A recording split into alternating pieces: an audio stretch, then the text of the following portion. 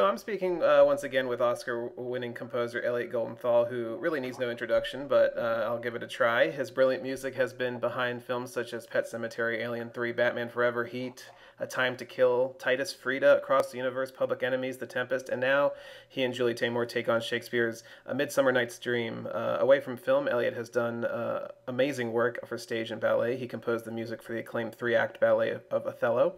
He also did the music for the play Grounded, which is also directed by Julie and stars Anne Hathaway. Last month, he also had a Symphony in G Minor released on CD.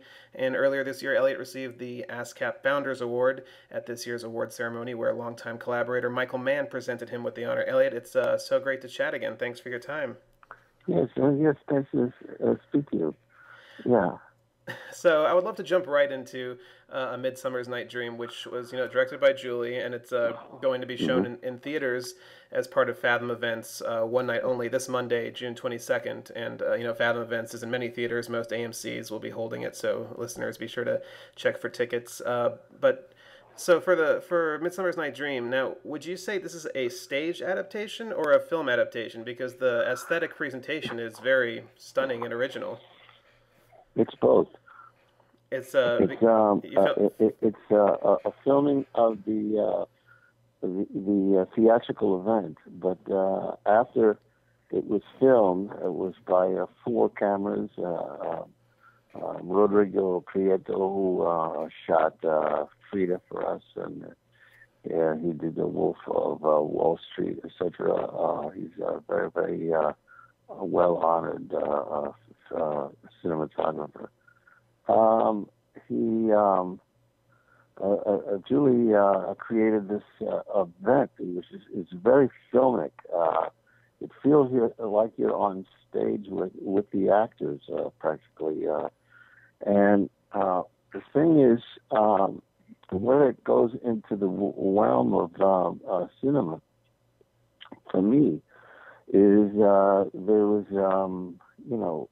hundreds and hundreds of reaction shots, and all of those reaction shots had to be scored by something that I didn't have on the stage, because on the stage the audience is primarily looking at the actor who's doing the talking, right, and is writing the emotion of that event.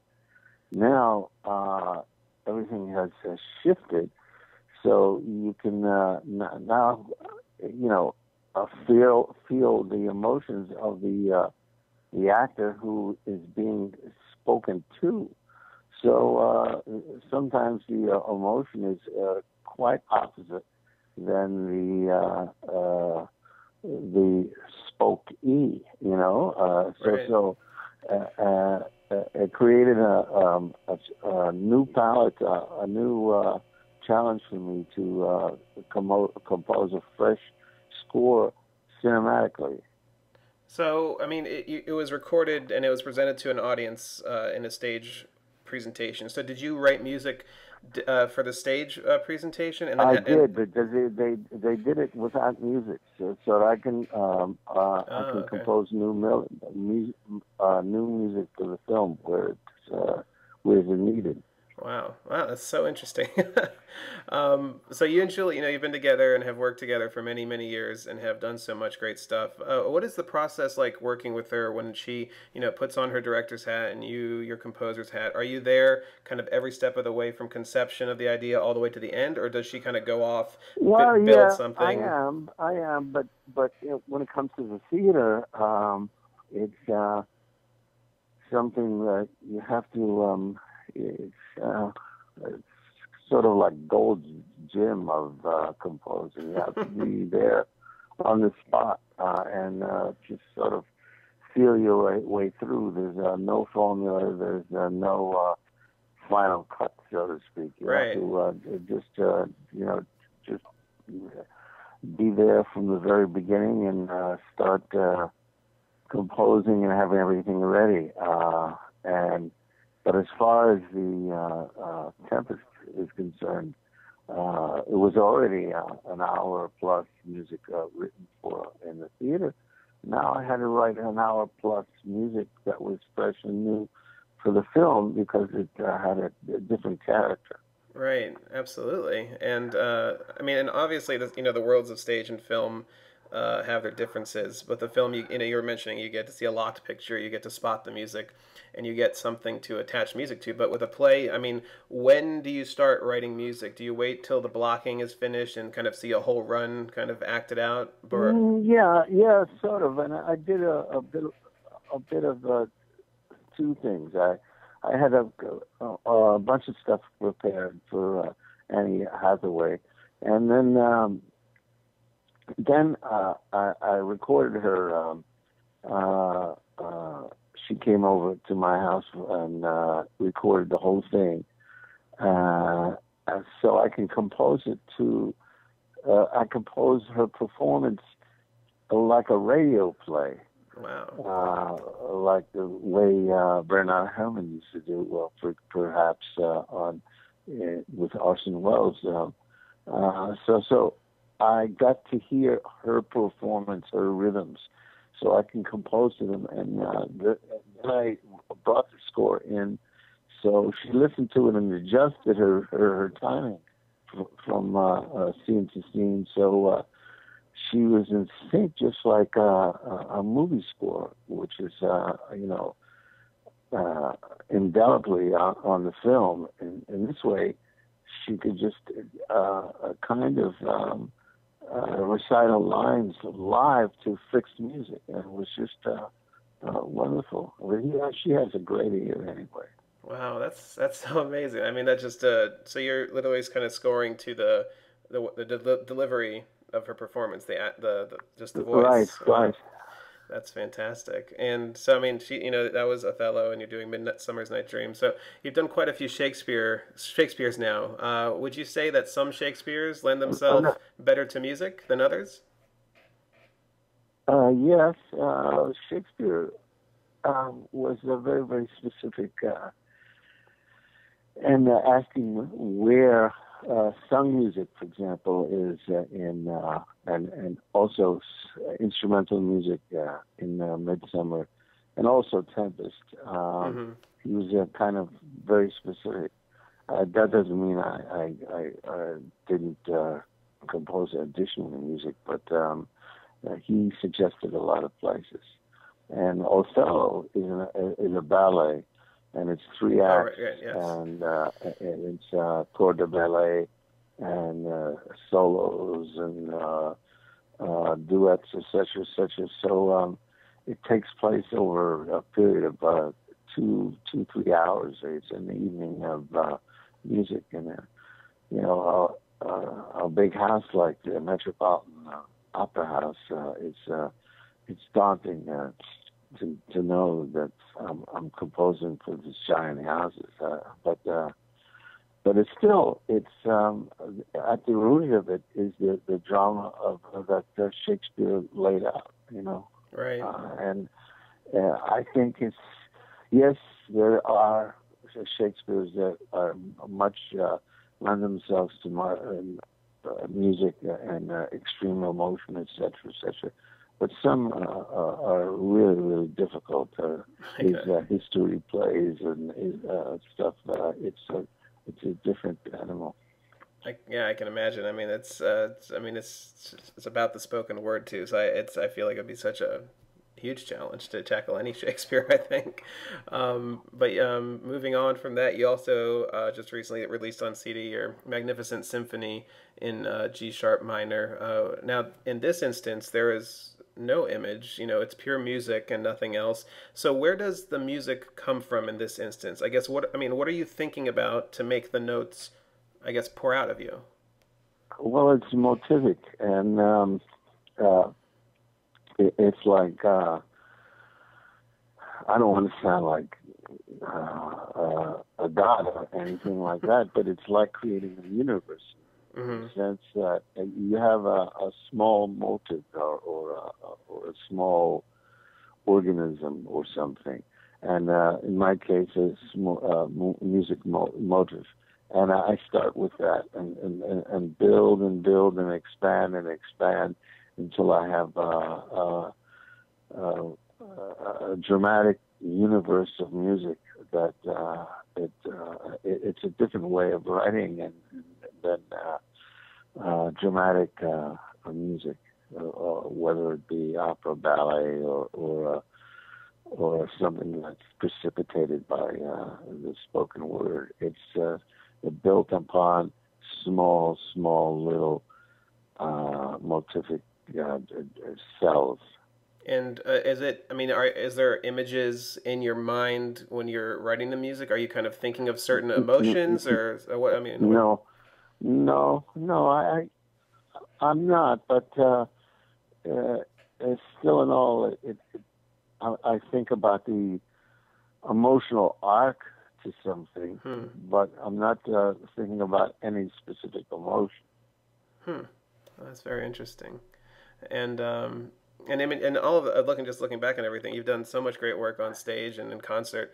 But you have noticeably stepped into this world and away from films. I think your last traditional film was at The Tempest, and then Public Enemies, but with Michael Mann. Is there a reason that you decided to focus on stage and concert music versus kind of film for a while? Well, I've been offered projects that I just I didn't see doing, and the chamber music world and the world of symphonic music, etc. Is very, very, very exciting to me. And also, I spent the last few years doing many large film music concerts, right. Festivals.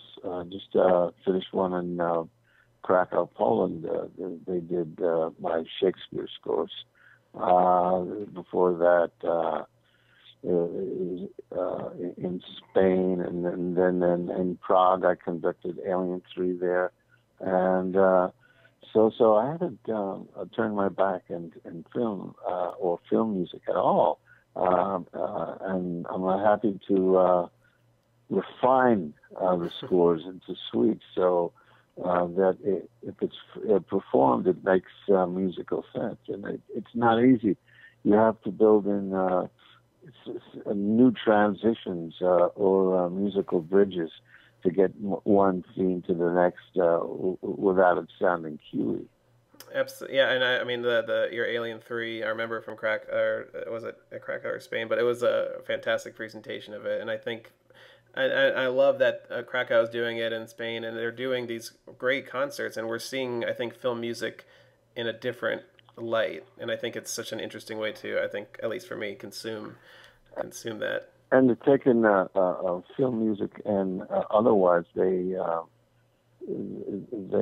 gave me the first Kila prize this year there, and that takes in film music and non-film music, and that's a prize in Kilar's name. You might know his work from Dracula, for example, and many other scores, and the piano. The one that the pianist, for example, and it's an award that will honor composers who is also following their personal music in the classical stage, as well as on the screen. So it is encouraging the type of careers that I've been aspiring to. Wow, that's really amazing. But before we wrap up, I wanted to mention the great night you had. Actually, I was at the ASCAP Awards earlier this year. I was there taking photos of you and Michael on the red carpet. I didn't get a chance to introduce myself in person, and I wanted to ask you something because Michael's last film started a musical discussion on the internet. Composer Harry Gregson-Williams signed on to do the film and made a post in a state of kind of a disappointment that at the premiere he found out that almost all of his music was removed and replaced. Michael Mann gave a reply saying that he utilized many composers and did what was right for the film. And since you and Michael have such a great working relationship, I was wondering, what side do you sympathize with more? The angry composer who found out his music was replaced, or the auteur director who is doing what feels right for the film? Well, I don't have an opinion because I wasn't on his last hat, was it? Blackhat, yeah. Blackhat. I wasn't a part of that, and I don't know the machinations that went on behind the scenes. I know that it's possible to be disappointed. I know that Michael Mann makes a lot of last-minute changes. His right is to make changes. He's the director, and Right. And when you go into it, when I go into it personally, I expect these changes to happen, and I look at it like you're offered a very, very exciting possibility, but you have to be expecting these type of radical changes to happen. It's like someone offers you a fantastic opportunity to go on a trek in and the South Pole. Yeah. Sounds very exciting, but you can't complain about the weather. When you get there. Right. No. So I don't have any sides, but I know the conditions, and the conditions you have to be prepared as a composer to be subject to changes. And personally, I know I make a lot of changes in my own music, my own personal work. So I don't think there's the director making changes and changes and changes and changes. Some directors are more prone to that, and others are not. There were a lot of changes in so many films that I made by a host of directors. Sometimes Neil Jordan, in particular movie, Right. I wrote the Interview with a Vampire. It was hardly any alterations. And in a movie like Butcher Boy, which I adore, I was tinkering with that stuff over and over and over again until it was almost close to the release date. So there's no particular one director or one project that owns the world's champ on changing things. No. Well said. That's very well said. Also, it was difficult to work on Heat when we were working on it, but at the same time, Michael Mann gave me a great opportunity before the movie music was scored for the movie. He made sure I had there was a budget in it, so I can do experiments with guitars and in a very unconventional way for months and months before I even started working, and that was a very, very lucky thing to be involved in, and it left a lot of it created a lot of opportunities in terms of discovery. And and in the future projects that you worked with him, has he done that before, where he gets you on beforehand and kind of to start tinkering before he starts shooting, or was that just kind of a one-time thing for Heat? No, that was a one-time thing on Heat, because on Heat he wanted to break new ground on Public Enemies. He wanted to capture the era you know, 1920s and 30s, and you know, Right. that era more than that experimenting with futuristic music. I mean, I really love Heat and just the way that your music works, even with because I think there's Lisa Gerrard is on there and a few other composers, which really the whole soundscape works perfectly, and I think it's a masterpiece of a film and the music. So, um, but again, Elliot, I'm out of questions for you, but thank you so much for your time and for all the music and congratulations on all these recent achievements. It's such a wonderful thing and to see it and to hear it too as well for us as listeners. Thanks. Nice talking to you.